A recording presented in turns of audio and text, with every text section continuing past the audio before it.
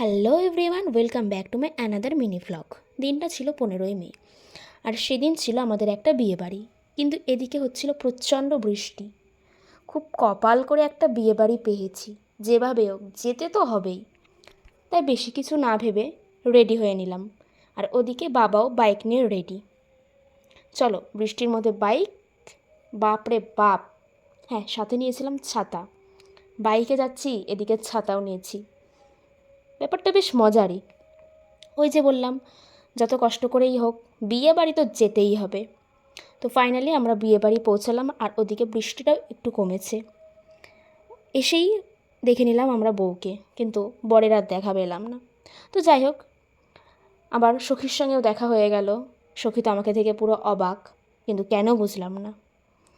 তারপর আমরা চলে গেলাম পকোড়া স্টলে। দেন চলে গেলাম আসল জায়গায়, মানে যেটার জন্যই এত কষ্ট করে আসা। তো প্রথমেই দিয়ে দিল রাধাবল্লভী আর চানা, তারপর দিল ভাত আর ডাল, তারপরেই দিয়ে দিল মাটন আর পোলাও।